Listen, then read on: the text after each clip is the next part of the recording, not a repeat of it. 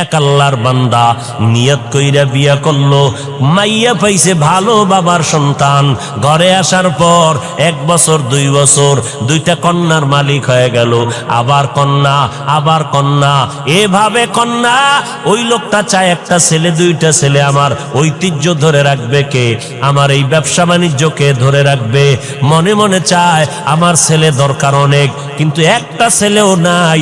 আল্লাহর মর্জি, আল্লাহ কন্যা দেয় 1 2 3 4, এভাবে হতে হতে 6টা কন্যা সন্তানের বাবা হয়ে গেল এই বান্দা। এবার মাথা পুরা গরম, গরম হতে হতে এক পর্যায়ে গরম হইয়া কয়, ও আমার স্ত্রী, 7ম যদি সন্তান হয়, ছেলে যদি না হয়, গাত্তি রেডি কর, বাবার বাড়ি তালাক দিয়া বাড়ি ফিরাইয়া দিব, আর তোরে নিয়ে ঘর করব না। কন্যা সন্তান আমি চাই না, আমি চাই ছেলে, কন্যা দরকার নাই। আল্লাহর বান্দি স্বামীর সাথে কখনো তর্কে জড়ায় না, কারণ স্বামীর পদতলে স্ত্রীর জন্য আল্লাহর রহমত বর্ষিত। ও স্বামী, মদিনার নবী বলেন, আল্লাহ যদি আল্লাহ ব্যতীত অন্য কাউকে সেজদা করার আদেশ দিতেন, নারীদেরকে বলতো পুরুষের কদমের মধ্যে সেজদা করো। এরে নবীর উম্মতের দল, আল্লাহ ছাড়া আর কাউকে সেজদা করা যেহেতু জায়েজ নাই, এই জন্য কোন নারী স্বামীর কদমে সেজদা করতেও পারবে না। আল্লাহর বান্দা আল্লাহর কাছে বারবার ছেলে চায়, স্ত্রীর সাথে রাগ করে।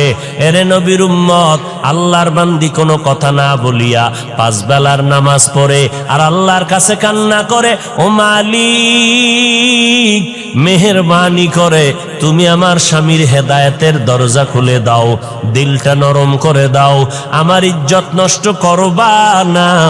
জীবনে বিয়া হইছে মাত্র একটা, আমি মরিয়া গেলে যাব। দ্বিতীয় বিয়ার জন্য মেয়েরা কান্দে না, জাতের মেয়েরা কয় আমার জীবনে বিয়া হবে একটাই, একটা বিয়েই হবে। ও আল্লাহ, আমার স্বামীর ঘর আমি ছাড়ব না, তুমি আমার স্বামীর হেদায়েতের দরজা খুলে দাও। মাইয়াহদিল্লাহু ফাহুয়াল মুহতাদ ওয়া মাইয়ুদলিল ফালান তাজিদা লাহু ওয়ালিয়াম মুরশিদা। হেদায়েতের মালিককে একমাত্র আমার আল্লাহ। আল্লাহ যদি চান হেদায়েত পাবে, যদি কপাল খারাপ হয়, কপালে হেদায়েত আসবে না। হেদায়েত পাওয়ার মতো কোনো মুর্শিদও খুঁজে পাবে না, কোনো পথ প্রদর্শক খুঁজে পাবে না। এরে নবীর উম্মতের দল, ছেলে দান করেন আমার আল্লাহ, মেয়ে দান করেন আমার আল্লাহ, দোনোটাই দেন আমার আল্লাহ, কোনোটাই দেন না তাও ক্ষমতা কার। লিল্লাহি মুলকুস সামাওয়াতি ওয়াল আরদ ইয়াহাবু লিমান ইয়াশাউ ইনাসা ওয়া ইয়াহাবু লিমান ইয়াশাউ যুকুর আও ইউযাওয়িজুহুম যুকরানা ওয়া ইনাসা ওয়া ইয়াজআলু মান ইয়াশাউ আকিমা ইন্নাহু আলীমুন কাদির।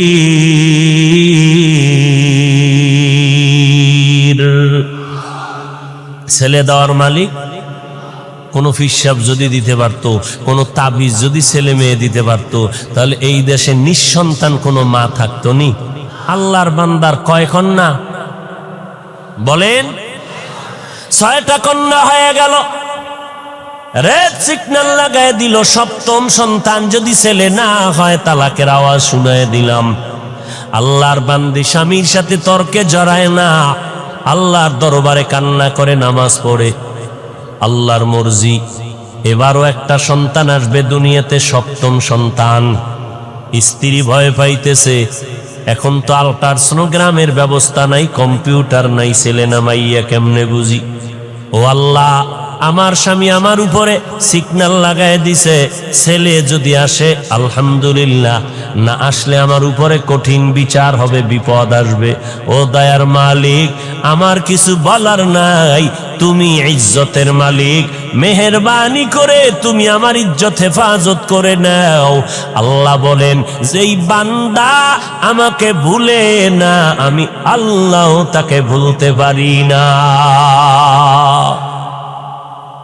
আমরাও আল্লাহরে ভুলে গেছি, আল্লাহ আমাদের উপরে বিপদ চাপায় দিছে। এরপরও যে চেহারাটা ঠিক আছে, অন্যায় করার পরে একমাত্র মদিনাওয়ালা নবীর উম্মত হওয়ার কারণে। এরে নবীর আশিক উম্মতের দল, আল্লাহর বান্দি রাতের বেলা কান্নার আওয়াজ, প্রতিদিন কান্না করে, আল্লাহর দরবারে চোখের পানি কবুল হয়ে গেল। ওই সন্তানটা দুনিয়াতে আসার খুব নিকটে সময় যখন ঘনিয়ে গেল, ওই আল্লাহর বান্দা একদিন রাতের বেলা মরণের ঘুম দিছে, এমন হুঁশ নাই। আল্লাহর কুদরতের চাবি ঘুরায় দিলেন। আল্লাহর বান্দি যেহেতু কান্না করছে হেদায়েতের, আল্লাহ হেদায়েতের দরজায় বান্দাকে ডাকতেছে।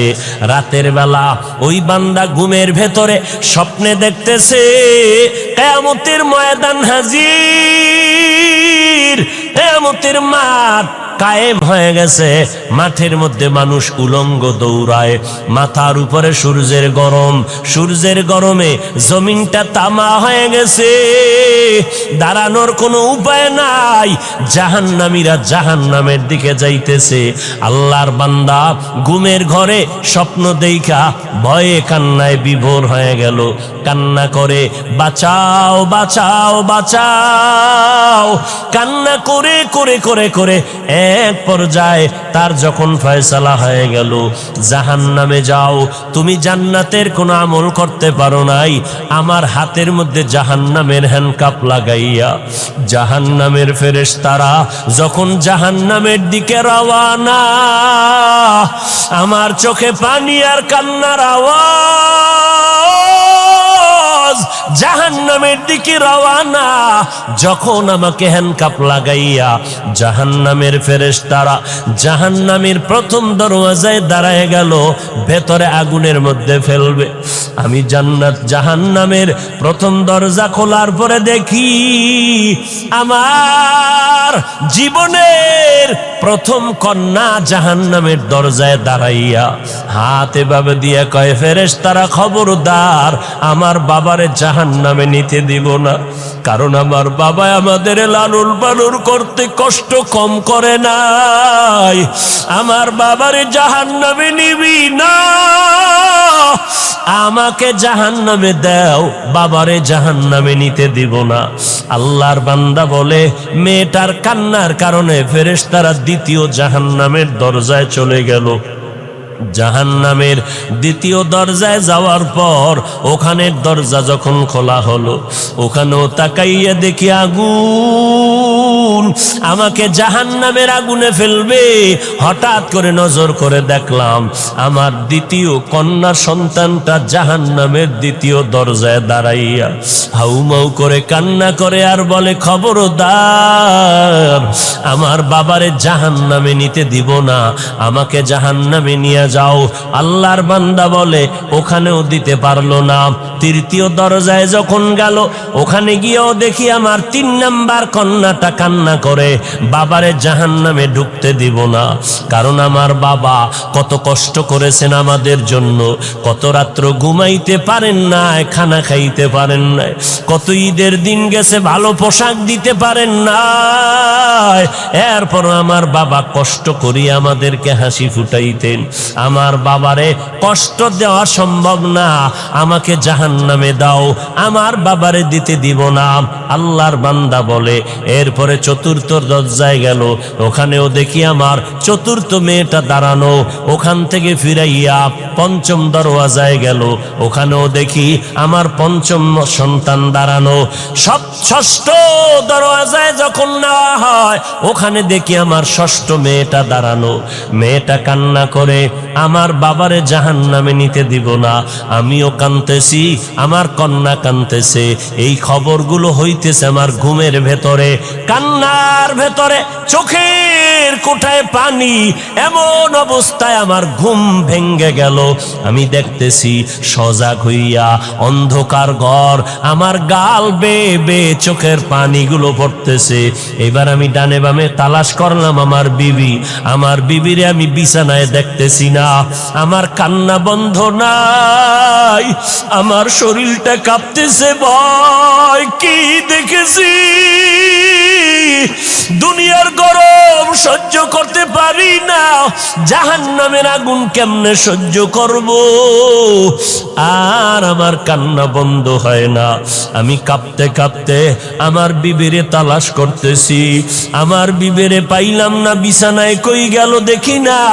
নজর করে গভীর রাত, অন্ধকার ঘর খুঁজে খুঁজে দেখলাম ঘরের একটা পার্শ্বে ভেতরে নির্বিল জায়গা, নির্জন। ওই জায়গার ভিতর আমি হাইটা গিয়ে দেখি গুনগুন কান্নার আওয়াজ আসতেছে। কে এখানে কাঁদে? কান লাগায় দেখি আমার বিবির কান্নার আওয়াজ। আমি কান লাগায় দেখি আমার বিবি চোখের পানি ছেড়ে মোনাজাত দিয়া কান্না করে, আল্লাহ তুমি আমার স্বামীরে হেদায়াত দাও, তুমি ইজ্জতের উপরে আমার যেন কোনো আক্রমণ না আসে। আল্লাহর বান্দা বলে, বিবির কান্না দেখার পর আমি সহ্য করতে পারি না, বিবির হাত ধরে বলি, আর কাঁদিও না রে বিবি, আর কান্না করিও না, আমি তোমাকে বহু কষ্ট দিয়েছি রে বিবি, মাফ করে দাও। আমি বুঝতে পারি নাই।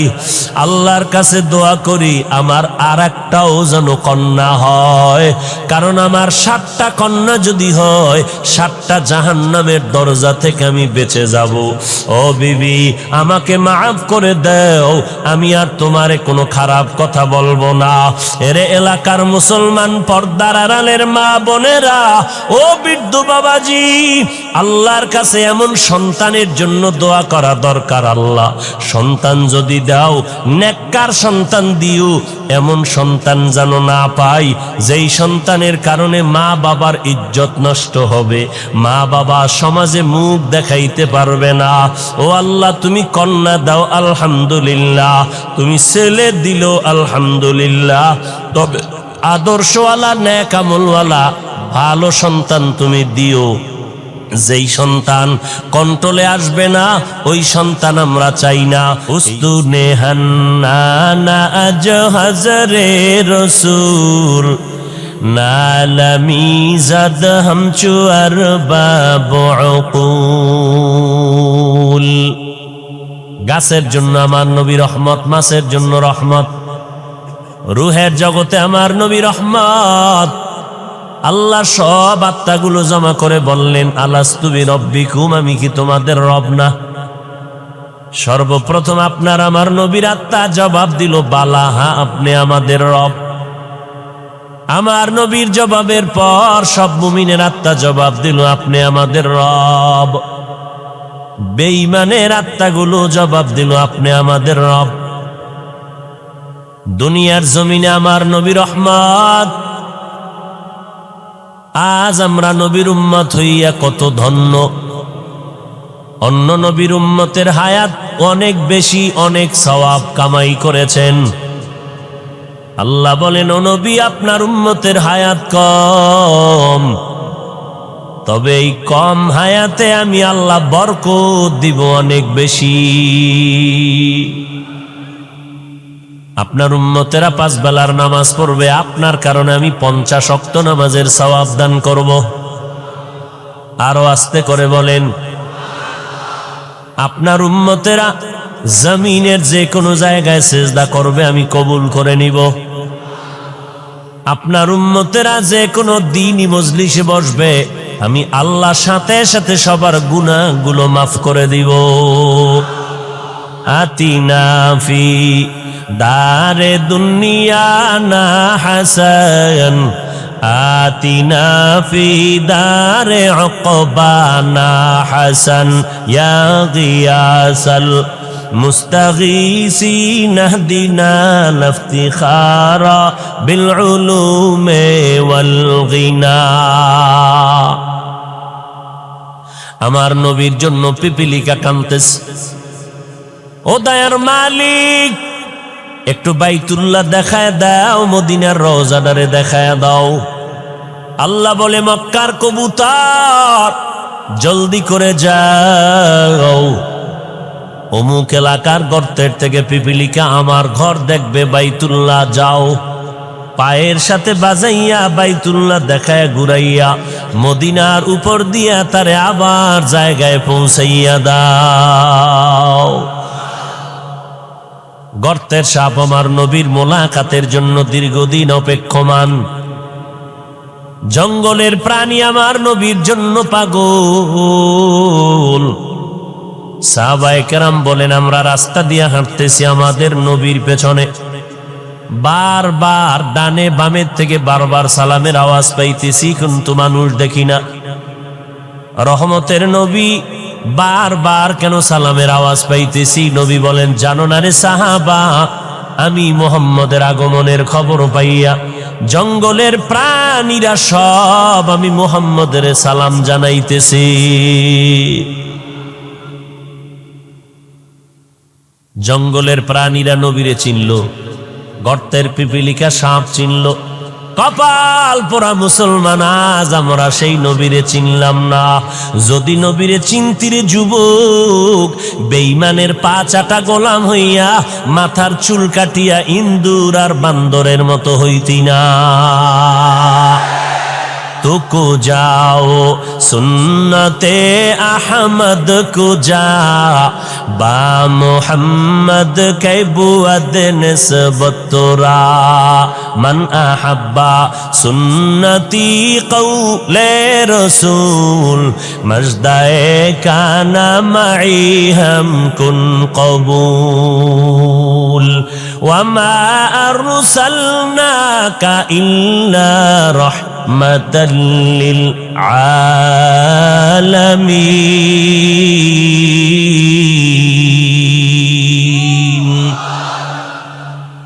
আমার নবী জগৎ সমূহের জন্য রহমত, বেঈমানের জন্য নবী রহমত, মুমিনের জন্য আমার নবী রহমত। পুরুষের জন্য যেমন রহমত, নারীদের জন্য আমার নবী রহমত। আমার নবীকে আল্লাহ বলেন, অন্য নবীর উম্মতেরা মারাত্মক অন্যায় করে করে সীমাটা লঙ্ঘন হলে আমি চেহারাটা পাল্টায় দিতাম, আপনার উম্মতের চেহারাটা পাল্টাবো না, কারণ এরা আমি আল্লাহর মোহাব্বতের নবীর উম্মত, কারণ আমি আপনারে অনেক ভালোবাসি। বলে কেমন?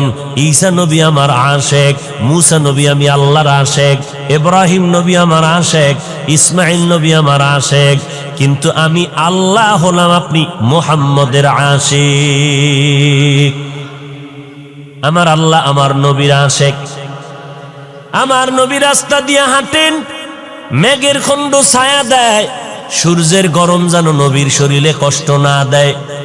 আমার নবীর ঘাম থেকে আম্মা জান আয়েশা বলেন মিশকের ঘেরান পাওয়া যায়। আমরা নবীর ঘামগুলো বোতলের মধ্যে ভরে ভরে রেখে দিতাম, বড় বড় অনুষ্ঠানে আমরা নবীর সে ঘাম আতর হিসেবে ব্যবহার করতাম। মায়ার নবী যেখানে কদম দিতেন ওই জায়গা থেকে দীর্ঘদিন মিশকের ঘেরান পাওয়া যাইত। মায়ার নবী আমার চেহারার মধ্যে এত বরকত আল্লাহ দান করেছেন, মায়ার নবীর চেহারা মোবারকের দিকে একটা নজর দিলে পেটের ক্ষুধা নিবারণ হয়ে যায়। নবী বলেন, আমি এমন একটা সময় মক্কা নগরীর মধ্যে আবির্ভূত হলাম, যেই সময় মক্কার মানুষের চরিত্র নাই, পৃথিবীর নিকৃষ্ট খারাপ, এদের জবান বড় খারাপ, এদের আখলাক আদর্শ বড় খারাপ। বাইতুল্লাহর মধ্যে 360টা মূর্তি লাগানো, নারী পুরুষ উলঙ্গ হইয়া চতুর্পার্শ্বে তাওয়াফ করে এবং যৌবনের আদান প্রদান করে, যখন তখন পশুর মতো যৌবনের চাহিদা পূরণ করে, নারীদেরকে তুচ্ছ মনে করে, সমাজ থেকে তারা তাড়ায় দেয়। বিধবা নারীর কোনো মূল্য নাই। কন্যা সন্তান যদি জন্ম নেয়, সাথে সাথে বাবা লজ্জায় মাথা গুটাইয়া নেয়, সমাজে মাথা উঁচু করে না। আবার কোনো বাবা লজ্জায় পড়িয়া বাধ্য হইয়া কন্যা সন্তানগুলো জ্যান্ত মাটির মধ্যে দাফন করে দিত। আমি নবী রহমতের বাতাস নিয়ে যখন মক্কা নগরীতে আগমন করলাম, আসা মাত্র পরিবর্তন মক্কার জমিনে শুরু হয়ে গেল। মা আমেনা বলেন, মুহাম্মদ যেদিন আমার গর্ভ থেকে জমিনের মধ্যে পদার্পণ করলো, আমি একটা বড় নূরের আলো দেখতে পেলাম। ওই আলোটায় শুধু আমার ঘর আলোকিত হয় নাই, বসরা এলাকা, বিশাল বড় রাজার রাজপ্রাসাদের এলাকা, বহুদূর ওই আলো দিয়ে দেখলাম বসরা পর্যন্ত রাজপ্রাসাদগুলো সে আলোতে দেখা যায়। আর আমার নবী বলেন, আমি যেদিন দুনিয়াতে আসছি, আমি এসে সেজদার হালাতে মাওলা পাকের শুকর আদায় করছি। আমি আল্লাহর শুকর আদায় করে সেজদারত অবস্থায় যখন আসলাম, বাইতুল্লাহর ৩৬০টা মূর্তিও সেজদায় পড়ে গেল। আমি নবী যখন দুনিয়াতে আসছি রহমতের বাতাস নিয়ে, ওই পারস্যের মধ্যে প্রজ্বলিত 1000 বছরের আগুনটা ঠাস করে নিভে গেল। আমি মুহাম্মদ মায়ের গর্ভ থেকে এমন এক সময় জমিনের মধ্যে পদার্পণ করেছি, আমি নবী জমিনের মধ্যে আসা মাত্র ওই আগুন পর্যন্ত নিভে গেল। এরে নবীর উম্মতের দল, আমি নবী আসা মাত্র আমার আম্মা জান আমেনা বলতেছেন, আরে মহিলারা বাচ্চা গর্ভে নিলে কত কান্না, কত ব্যথা, কত কষ্ট। আম্মা জান বলে, আমি কোনো কষ্ট পাই নাই। আল্লাহর নবী বলেন, আমি খতনাকৃত অবস্থায় জমিনের মধ্যে পদার্পণ করেছি। ও নবীর উম্মতের দল, আমার নবী রহমত হইয়া আসলেন। মক্কার মানুষগুলো যেমন একে অপরের সুন্দর দেখতে পারে না, চরিত্রের কোনো ভালাই নাই, আমি মুহাম্মদ আমার আদর্শ দিয়া 13 বছরে মক্কা নগরীর মানুষগুলো স্বর্ণের মানুষ বানায় দিলাম। এমন স্বর্ণের মানুষ আল্লাহ তাআলা ওহী নাজিল করে বললেন, ও পয়গম্বর, অমুক অমুক অমুক সাহাবার আল্লাহ দুনিয়াতে থাকা অবস্থায় জান্নাতের সার্টিফিকেট দিয়ে দিলাম। আপনারা পাইছেন নি জান্নাতের সার্টিফিকেট? বুঝা শুনে বলেন তো, ঘুমের ঘরেও পান নাই? কথা বলেন না কেন ভাই? পান নাই? আর টুকটাক যে আমল টামল করেন, ফাঁকে ফোঁকে নামাজ পড়েন, টুপি পরেন, বিড়ি টানেন, এই যে নামাজ টামাজ যাই করেন, কবুল টবুল হইছে এরকম কোন সংবাদ ঘুমের ভিতরে আসছে? কোনো গ্যারান্টি পান নাই। তা আমল কবুল হওয়ার গ্যারান্টি নাই, এতেই যদি এত মাস্তানি ভাব নিয়ে চলেন, কবুলের খবর পাইলে কি করতেন?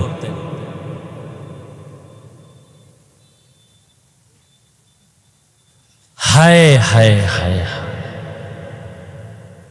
আল্লাহ হেদায়াত দান করেন। মায়ার নবী রহমাতুল লিল আলামিন হয়ে জমিনে আসলেন। আল্লাহ তাআলা বলেন, আমি হলাম জগৎ সমূহের জন্য রব।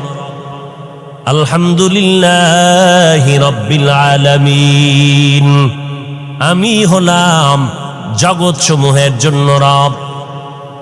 আর আমার মুহাম্মদ জগৎ সমূহের জন্য হলেন রহমত। আমি হলাম রব্বুল আলামিন, আমার বন্ধুটাকে বানায় দিলাম রহমাতুল লিল আলামিন। মায়ার নবী বলেন, আরবের মানুষগুলো কন্যাদেরকে তুচ্ছ মনে করে তাড়ায় দেয়, আল্লাহ তাআলা আমার দ্বারা নারীদের ইজ্জত প্রতিষ্ঠিত করে দিলেন স্থায়ীভাবে। আমার বয়স যখন 25 বছর হয়, 40 বছরের একজন বিধবা নারী খাদিজা রাদিয়াল্লাহু আনহা, 2 জন স্বামী বিদায়ের পর আমি মুহাম্মদ তৃতীয় স্বামী হিসাবে তার ঘরে চলে গেলাম। আরবের মানুষগুলো সমালোচনায় ভরপুর হয়ে গেল, মুহাম্মদ নবী দাবি করে আবার বিধবারে বিয়ে করলো কেন? মদিনার নবী বলেন, জগতের নারীরা শুনে নাও, জমিনের মধ্যে কোন ধর্ম, ইহুদি ধর্ম, খ্রিস্টান ধর্ম, দুনিয়ার কোন ধর্মের ভিতরে নারীদের সম্মান কেউ বাড়ায় নাই। আল্লাহ তাআলা ইসলামের ব্যানার দিয়া আমি মুহাম্মদের দ্বারা নারীদের ইজ্জত বাড়ায় দিয়েছেন। এই কথা যারা বুঝে না, তারা স্লোগান দেয় ইসলাম নারীর অধিকার দেয় নাই। এই রকম স্লোগান দিয়া নারীদেরকে সমান অধিকারের নামে স্লোগান দিয়া রাস্তায় নামাইতে চায়। নারীর ইজ্জত নষ্ট করার স্লোগান দিয়া এরা বল ইসলাম নারীরে আটকাইয়া দিছে চার দেওয়ালের ভেতরে, নারীর সম্মান ইসলাম দিতে পারে নাই। এরে নবীর উম্মতের দল, আল্লাহর নবী বলেন ইসলাম ছাড়া দুনিয়ার কোনো তন্ত্র মন্ত্রে নারীর সম্মান মর্যাদা বাড়াতে পারে নাই। যারা বিশ্বাস করে না তারা নারীর দুশ্মন, তারা মানবতার দুশ্মন, তারা ইসলামের দুশ্মন। কন্যা সন্তানদের তারা অবহেলা করে। কন্যা সমাজের বোঝা। মদিনার নবী বলেন, ও দুনিয়ার মানুষ, একটা কন্যার যদি বাবা হও তুমি অন্তরে খুশি হও, তুমি একটা জান্নাতের মালিক হয়ে গেছো। দুইটা কন্যার যদি বাবা হতে পারো তুমি দুইটা কন্যা পাইয়া দুই জান্নাতের মালিক। তিনটা কন্যা যদি পাও তুমি তিনটা জান্নাতের মালিক। চার কন্যা পেলে তুমি চারটা জান্নাতের মালিক। এরে নবীর উম্মতের দল, বর্তমান দুনিয়াতে এমন কিছু দুশ্মন আছে, মাওলার কাছে ছেলে হইলে খুশি, মাইয়া হইলে বড় বেজার। আসেনি? মাইয়া হইলে বেজার যদি হও তো তুই মাইয়া বিয়া করলি কে? ও নিমক হারাম, রসুলের দুশ্মন। কন্যা সন্তান হলে কষ্ট পায়, ছেলে হলে খুশি কেন? যৌতুকের নামে পচা পায়খানা খাওয়া যাবে মজা করে, কি ঠিক না? কুকুরকে বিরিয়ানি পোলাও যদি দাও কলিজা ঠান্ডা হবে না যতক্ষণ না পাক না দিবা। এই সমাজের মানুষের যতই বয়ান দেই না কেন, এরপরেও তাদের হারাম খাইতেই হবে, না খাইলে কলিজা ঠান্ডা হবে না। ছেলেটা হইলে খুশি, এই ছেলেরে যৌতুক নিয়ে বিয়া করাবো। যেই মাইয়া আমার ছেলেরে দিবি আগে কন্টাক্ট করে বিদেশ নিবি নি, ভিসাটা দিতে পারবি নি, তাহলে আমার মাই তোমার মেয়েটা নিব। তোমার ছেলে ভিসা দিল, ভিসা পাইয়া বউ ফালাইয়া এবার আবার বিদেশ চলে গেল। বলো তোমার বউরে কার কাছে পাহারা দিলে? আমার ছোট ভাই আছে না, আমার ছোট ভাই পাহারা দিবে। ঘরের মধ্যে সমাজের ভেতরে জেনার আড্ডাখানা বানায় দিলারে ভাই, নারীর উপরে জুলুম করলা যৌতুক আনিয়া। 250 গ্রাম বাথরুমে 2 কাপ পায়খানা খাইলে এই পরিমাণ আল্লাহ বেজার হবে না? যৌতুকের নামে পচা পায়খানা খাইলে যেই পরিমাণ আমার আল্লাহ বেজার। কারণ পায়খানা খাইয়া হালাল সাবান দিয়া কুলি করবি, মুখের গন্ধ চলে যাবে। কিন্তু যৌতুক খাইয়া শ্বশুরের কাদাইলি, শাশুড়ির চোখের পানি ফালাইলি, বউটার উপরে জুলুম করলি। খোদার কসম একবার, আল্লাহর কসম 2 বার, আল্লাহর কসম 3 বার, যৌতুক নিয়ে যারা বিয়া করবি তোদের মরণ পর্যন্ত সংসারে কোনোদিন শান্তি হবে না। শান্তি দেওয়ার মালিক তোমার আব্বা কে? আল্লাহ শান্তি দিবে আল্লাহর সাথে গাদ্দারি করলে। हकीकत से तो दुनिया बेखबर है, दुनिया की नुमाइश पर नजर है। नमी गुयाम के आज दुनिया जुदा बाश, बहारो कारे के बाशी बा खुदा बाश। আল্লাহ 2টা হাত দিছে, এটা রশি দিয়া বাইন্ধা রাখার লাগি। 2 হাত দিয়া কামাই করবি, বিয়ার আগে বলবি আমি নিজের পায়ে দাঁড়ায় গেছি, শ্বশুরের গোষ্ঠী আয় বিয়া যে করব সেও আমারটা খাবি, তোর মায়েরে খাওয়াবো, শ্বশুর বাড়ির বাবারে খাওয়াবো, 14 গোষ্ঠীরে খাওয়াইয়া রাখবো। কোনোদিন খোটা যেন দিতে না পারো, তোর বাড়ির থেকে খেয়েছি, তোর বাড়ির খাট লাগবে না, আলমিরা লাগবে না, আমি টাকা দিয়া খাট আলমারি চেয়ার সোফা কিনে ফেলবো। তোর বিয়া করার সময় তোর বাবায় যদি স্বর্ণের অলংকারও দিতে না পারে, লাগবে না, আমি নিজে তোর চেইনের ব্যবস্থা করে দিব, স্বর্ণের ব্যবস্থা করে দিব। আমি যদি তোরে লালন পালনের জিম্মেদারি নিতে নাই পারি তো বিয়া করার কোনো সার্থকতা নাই। অতএব আমি একজন পুরুষ, কাপুরুষ না, আমি মদিনাওয়ালা নবীর একজন উম্মত। অতএব আমি হারাম কখনো খাবো না, প্রয়োজনে মরিয়া যাব, না হয় আল্লাহকে রাজি করে চলবো। আপনাদের এলাকায় গজব আসেনি? হ্যাঁ বলেন তো, এই হারাম খাইয়া শান্তিতে আছে কারা? ওর ঘরের সন্তান সব কুতুবুল আলম। হ্যাঁ নাই নাই নাই নাই, আল্লাহ হেদায়াত দান করুন। আরো জোরে বলেন, ওয়ামা আরসালনাকা ইল্লা রাহমাতাল লিল আলামিন। কেমন মায়ার নবী, নারীর জন্য রহমত। আম্মাজান খাদিজাকে বিয়া করিয়া রহমত বর্ষণ করে দিলেন। ও দুনিয়ার মানুষ, বিধবা নারীর এত সম্মান। আমি মুহাম্মদ এই খাদিজার গর্ভ থেকে সন্তান পেয়েছি। আমি মুহাম্মদও কোনো ছেলে নাই, আমিও 4 কন্যার বাবা। কন্যা হইলে খুশি না বেজার? বাবা খুশি হইও, মনে মনে চাইছিল আল্লাহ একটা ছেলে দিও। মাইজবান্ডারে গেলাম, ওই শাহজালালের মাজারে গেলাম, কত মান্নত করলাম ছেলের জন্য, কত তাবিজ লাগাইলাম, কত পানি পরা লাগাইলাম, এরপরও ছেলে দিলেন। আরে আল্লাহ, সব আমার কন্যা দিলা কেন? আমার বুঝি বিপদ ঘনায় আসতেছে? আল্লাহর কসম করে বলি রে বাবা, ছেলে হইয়া তোমার হয়তো বা ক্ষতির কারণ হয়ে যেত। কারণ কয়েকদিন আগে তুমি দেখো নাই, মিডিয়ার মধ্যে দেখছো, বাড্ডা থানা, ঢাকার জমিনে বাড্ডা থানায় 2টা বড় বড় সন্তান রেখে বাবায় কোটি সম্পদ রেখে মরে গেল। ওই সন্তানেরা বাবার লাশটা ফালাইয়া বাবার সম্পদ ভাগ বটোয়ারা নিয়ে ঝগড়ায় লিপ্ত হয়ে গেল। সারা দিন রাত চলে গেল, বাবার লাশটা দাফন করার সময় পায় নাই। ও মোমেন শাহী এলাকার মানুষেরা, শেরপুরের মানুষ, তারাকান্দার মানুষ, ভালো করে শুনিয়া নাও। এমন কুলাঙ্গার সন্তান জন্ম দিয়া কোনো লাভ নাই, এমন কুলাঙ্গারের বাবা দাবি করে কোনো লাভ হবে না। যেই সন্তানের দ্বারা তোমার ইজ্জত থাকবে না, ওই সন্তান দিয়ে লাভ কি? জেলখানায় যাবা? এরে যুবক, আল্লাহর কাছে শক্তি আছে, শক্তিটারে গনিমত মনে কর। কোনদিন এই 2 হাত দিয়া কোনো মানুষের থেকে ভিক্ষা নিব না, নিজে কামাই করব, কোনদিন কারো থেকে ভিক্ষা নিব না। শ্বশুর বাড়ির তো পরের কথা, আল্লাহর দেওয়া হালাল রিজিক নিয়ে জীবন চালাবো। 2 হাত দিয়ে কষ্ট করে ঘাম দিয়া কামাই করব, অল্প খেয়ে থাকবো, বরকত হবে। দুনিয়াতেও বাদশার হালাতে স্বাধীনভাবে চলবো। পরকাল জীবনে আমি হাসতে হাসতে আল্লাহর জান্নাতে চলে যাব। এরে নবীর আশিক, তোমার ছেলে না হইয়া যদি দেখো আল্লাহ কন্যা সন্তান দান করেছেন, আল্লাহর মর্জি, আল্লাহর উপরে সেজদা করে শুকর আদায় করো রে বাবা। ছেলের দ্বারা যে উপকার না হইতো, আমার মাওলা তোমার কন্যার দ্বারা তার থেকে বেশি উপকার করবে।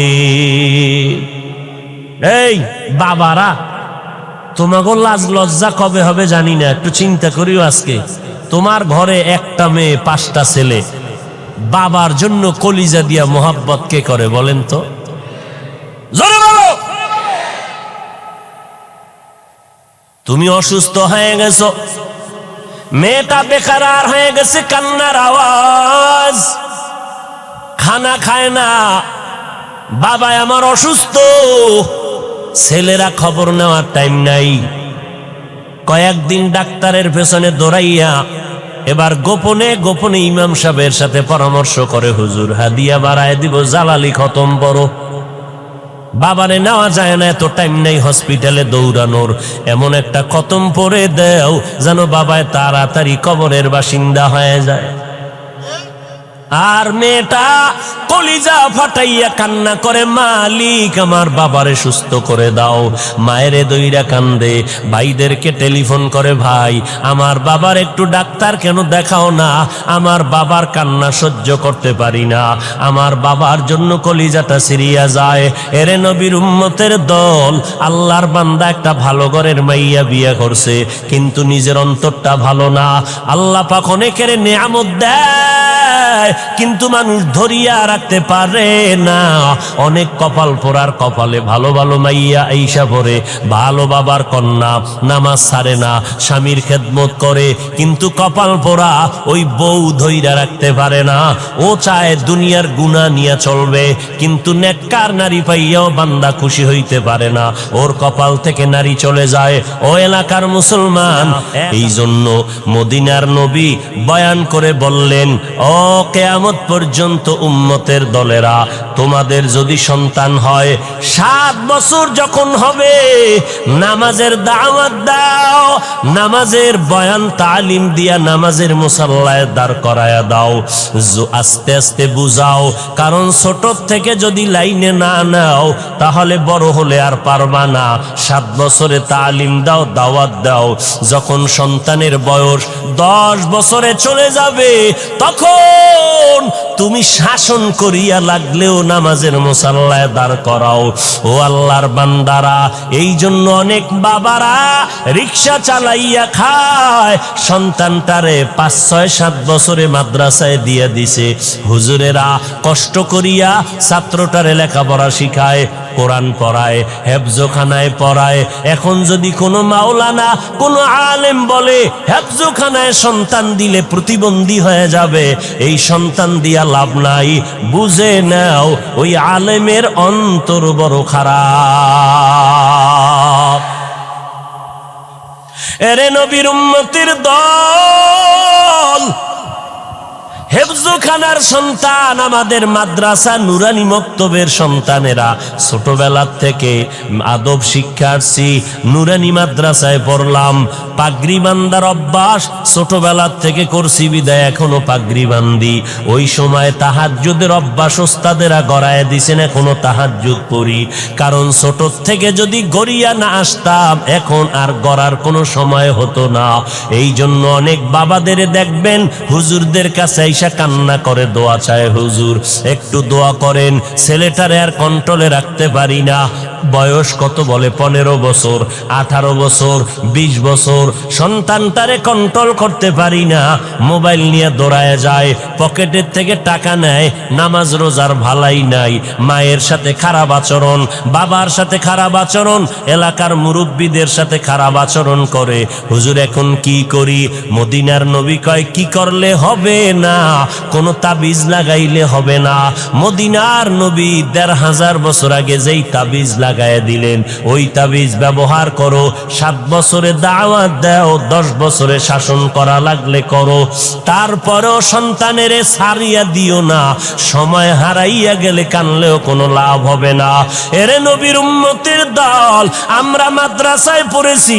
ও যুবক, মনে মনে ভাবতেছো আজকে হুজুরদের কথা মতো যদি চলি, নবীর তরিকায় চলি, স্বাধীনতা থাকবে না, লেখাপড়ার স্বাধীনতা থাকবে না।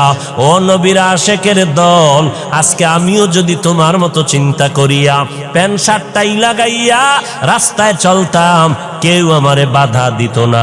টুপিটা মাথায় দিলে মাথা গরম লাগে, কম বুঝি না, এরপরও কেন টুপি ফালাই না? দাড়িটা লম্বা করার কারণে যৌবনের ভাব চলে যায়, এরপরও কেন দাড়ি ফালাই না? লম্বা জামা পরার কারণে শরীর গরম লাগে, তারপরও কেন ফালাই না? কওমি মাদ্রাসায় লেখাপড়া করেছি, যেখানে পড়লে কোনো চাকুরি নাই, এরপরও কেন ওই রাস্তা ছাড়ি না? তাবলিগের পথ কেন ছাড়ি না? দেওবন্দীদের পথটা কেন ছাড়ি না? এরে নবীর উম্মতের দল, চিন্তা ভাবনা করে দেখলাম আল্লাহর কোরআন সত্য, নবীর কথা সত্য। আরো দেখলাম কি জানো, নবীর তরিকা মতো চলতে গেলে যারা কয় স্বাধীনতা থাকে না, আমরা দেখলাম আমাদের স্বাধীনতা তো নষ্ট হয় নাই। নবীর তরিকা সারা যারা, এরাও যেমন 3 বেলা খায়, আমরা নবীর তরিকাওয়ালারাও তো 3 বেলা খাই, আরো ভালো খাই, বেশি খাই। নবীর তরিকা যারা বাদ দিল, এরাও যেমন ব্যবসা চাকরি করে, আমরাও তো ব্যবসা চাকরি করার সুযোগ আছে। ও আল্লাহর বান্দা, যারা স্কুল কলেজে পড়তেছি, এরাও লেখাপড়ার স্বাধীনতা নিয়া, আমরাও তো স্বাধীনভাবে চলি।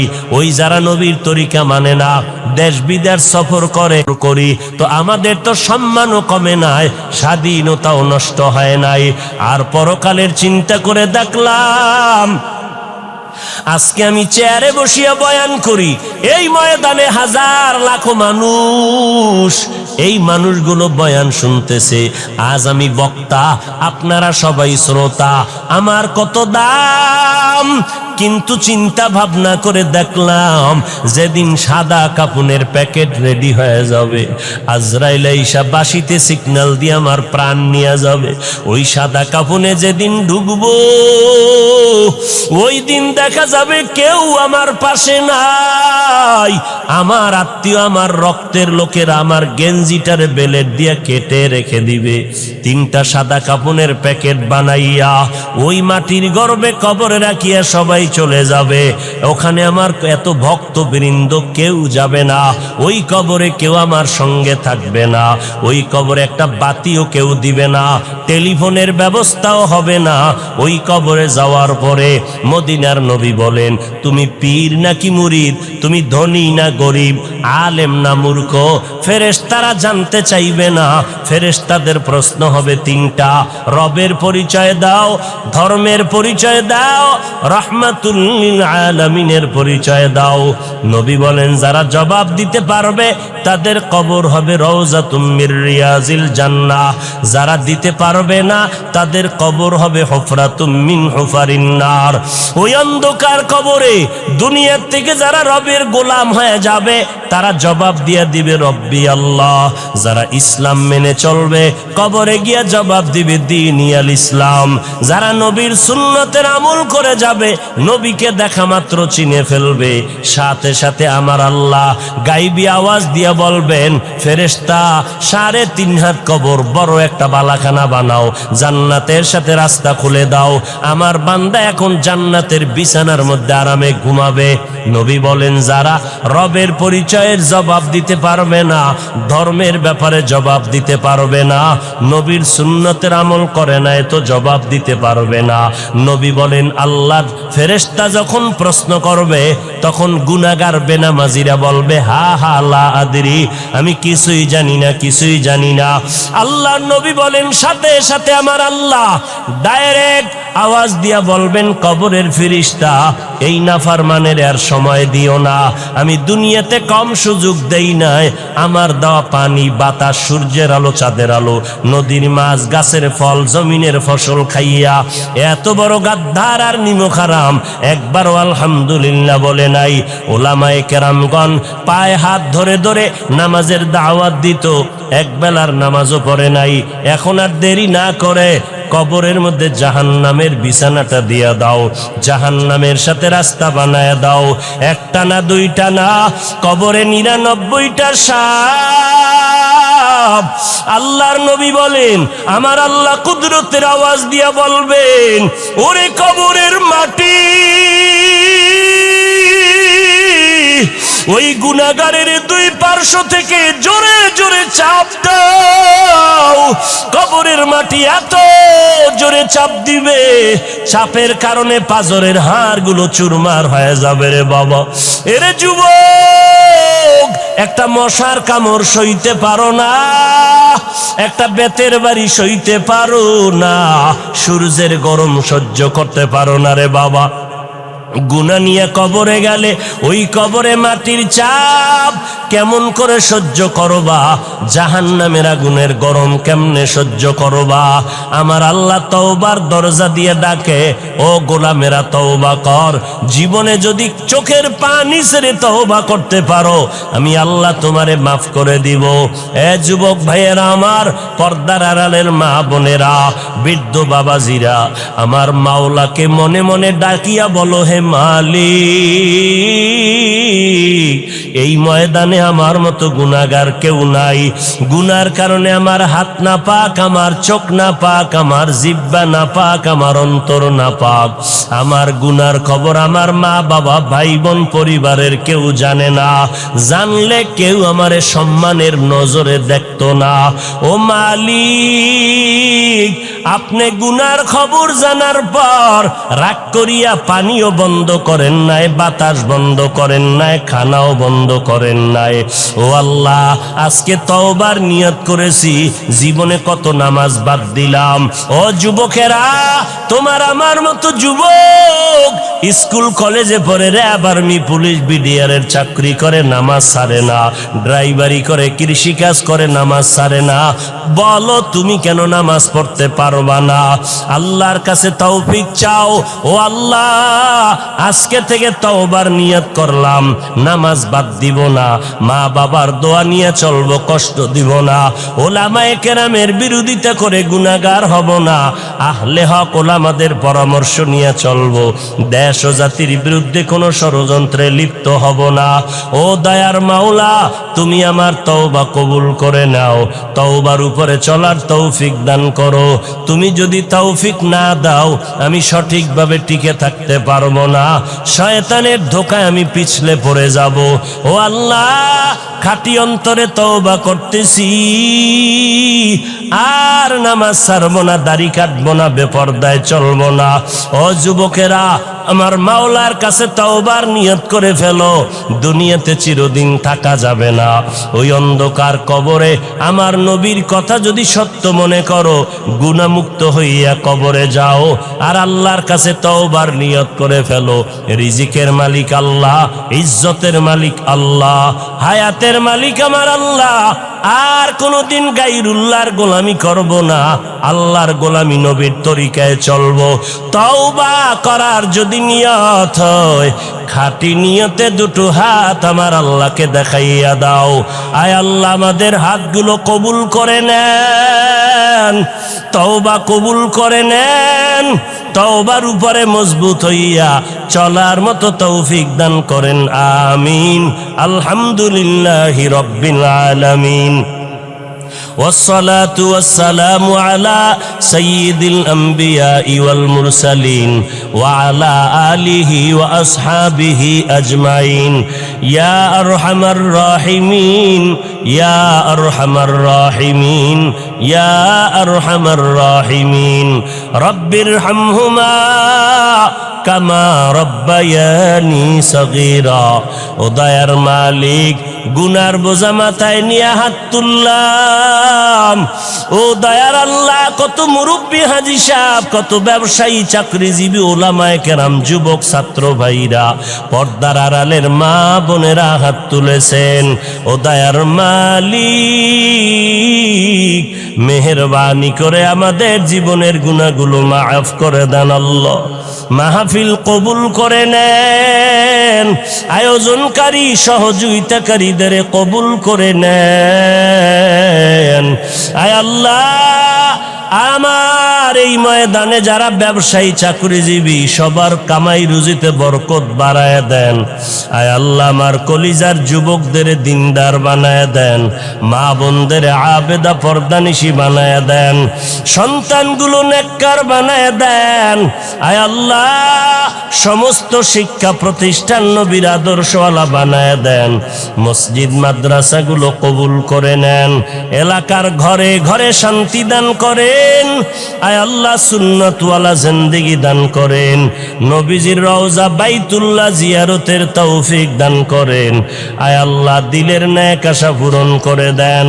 আয় আল্লাহ, সারা দুনিয়াবাসীকে মাফ করেন, বাংলাদেশ শান্তির দেশ বানায় দেন। আয় আল্লাহ, প্রশাসনিকভাবে যারা কাজ করে দিনদার বানায় দেন। আয় আল্লাহ, সরকার বাহাদুর থেকে সকল জনপ্রতিনিধিদেরকে দিনের খাদেম বানায় দেন। আয় আল্লাহ, রিয়া হাসাদ কিবির দূর করে আমাদেরকে ইখলাস দান করেন। আয় আল্লাহ, নবীজির রওজা বাইতুল্লাহ জিয়ারত